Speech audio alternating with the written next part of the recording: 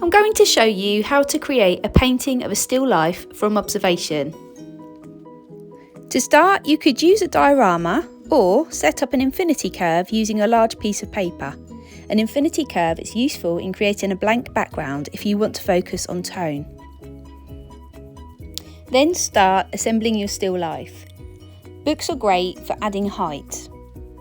Turning them at different angles will create a more interesting composition by adding more dimensions.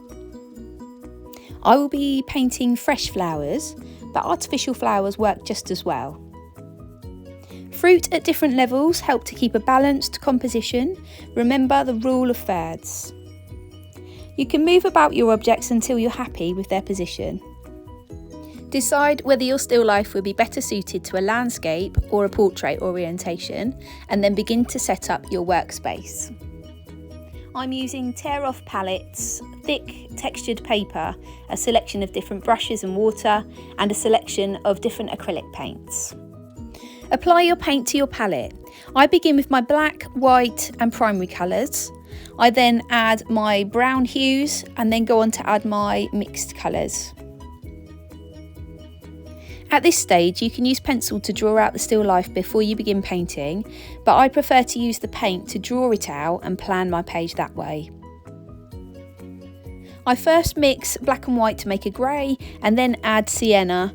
I use plenty of water to add more fluidity. I've chosen sienna as this will be my base colour.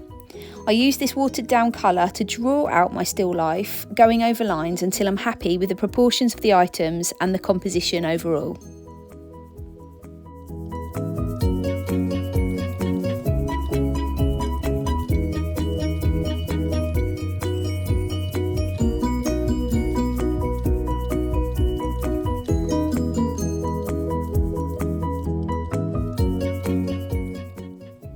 Now I'm ready to paint. As I said previously, I'm using sienna as my base colour. I'll be adding small amounts of raw sienna to the colours I mix. This will help the flow of the painting.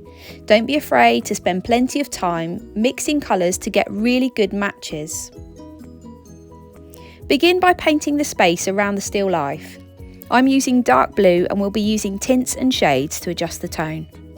Paint closely around the still life. Don't worry too much about painting over your marks. When you paint the objects later on, you will overlap the background, making it a more accomplished piece. Once you have applied the first layer to your background, you can begin to focus on the still life. Make sure to spend plenty of time mixing your colours for a good match, and ensure you are looking at the still life in front of you as much as possible in order to get a good likeness. Don't be afraid to make changes if you notice proportions aren't quite right. I'm using basic quality acrylic paint. You can use acrylic, oil or watercolours in the same way to build up colour and add tone and highlights. If you're using acrylic, you may find that different colours have different levels of opacity. Acrylics can be used to layer in stages. This works well, or as I prefer to work, in a similar way to oil paint, applying colour over colour and allowing my brushstrokes to remain visible. Acrylic does tend to dry very quickly, so you can work quickly, or you can purchase different mediums to work with to keep it more fluid for longer. If you want to blend colours together, this can be quite problematic if your acrylic's drying very quickly, so you might want to try using oil paint, for example, or watercolour. I've mixed the lightest hue of this apple here and I have painted the entire shape. Later I will paint over this base colour. I've used the same hue on this lower apple. It's repeated in the flowers too, which has helped create a harmonious composition. It's always a good idea to have a bit of kitchen towel or a bit of rag in your hand so as you can dab off excess paint or water. Having painted the flowers basically, I'm now ready to begin adding more detail and refining the painting.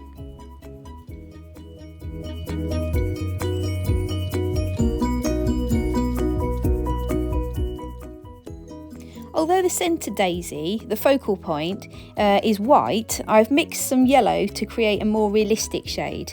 Notice how I have also used a grey shade to add the tone, defining the creases in the petals.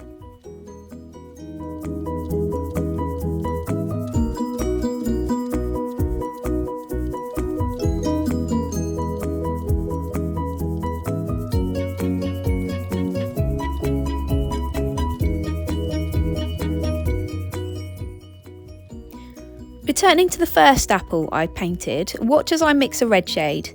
It would be very easy to select a red hue from the tube, but look closely at the colours. This red shade is a mix of crimson, red oxide, white, black and raw sienna. The green-yellow shade is then blended to try and replicate the patterns on the apple.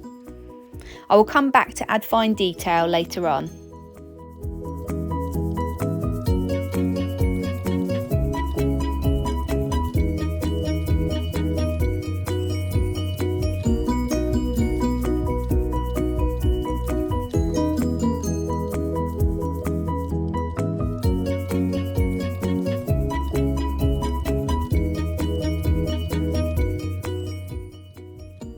My focus is now on the books. I'm paying close attention to the shadows which are created where the objects are touching. I want to make the relationship between them as realistic as possible by adding dark tones to create a sense of depth.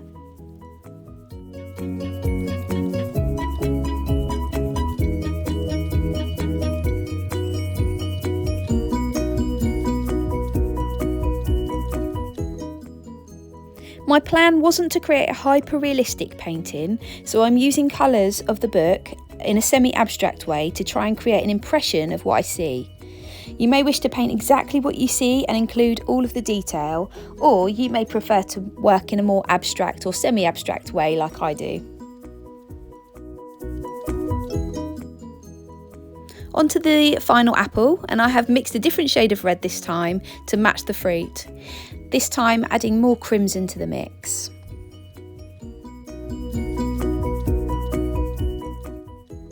At this stage I can now begin to add fine detail using a smaller brush. I've used very light shades to finally add highlights.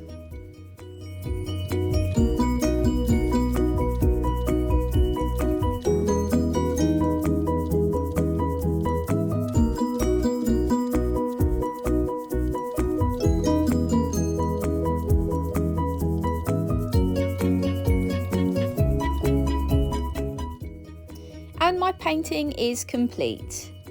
I hope you found this tutorial useful. Do enjoy making your own still life painting.